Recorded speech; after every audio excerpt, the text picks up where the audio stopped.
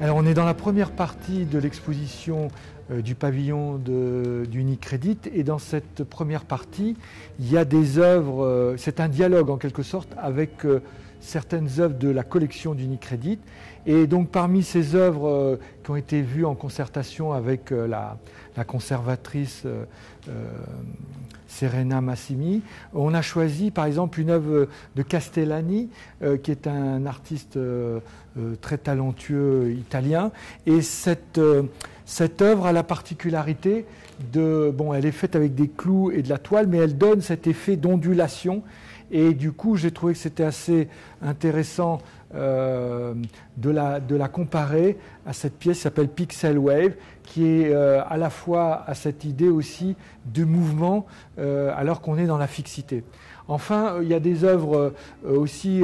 depuis pas mal de temps, j'essaie de montrer aussi comment ma création peut avoir des liens avec le cinétisme, l'op art, ce qu'on appelle l'optic art, et notamment Vasarely, donc, qui est au centre avec deux pièces que j'ai faites, qui ont une qui est un caisson lumineux qui renvoie le pixel à l'infini,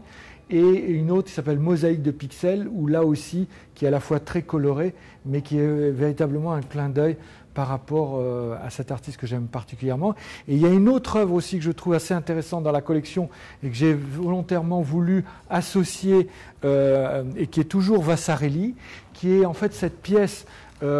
très emblématique de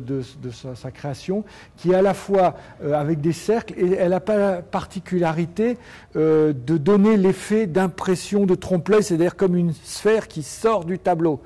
Et donc j'ai transposé cette notion de sphère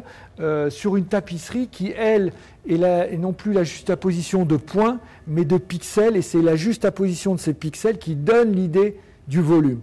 Enfin, je crois que ce qui est aussi intéressant, donc il y a des œuvres d'artistes moins connus de la collection, mais qui ont aussi des affinités avec mon travail, avec Julian Ober, qui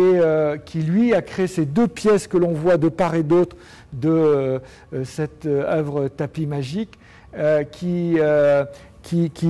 dialogue. Et en fait, ce qui est aussi intéressant, c'est que cette première partie amorce toute la deuxième partie de l'exposition, qui, elle, est l'installation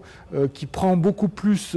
en compte le rapport à l'espace, et qui, elle, est cette vague des pixels où on peut, alors là, être immergé dans l'image, interagir, et donc certains de ces motifs vont se retrouver avec lesquels on peut interagir. Voilà. Donc là, on voit les liens évidents avec le cinétisme, hein.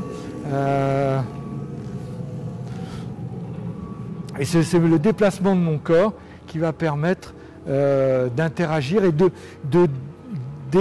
fragmenter ou de déconstruire ces tableaux qui à l'origine étaient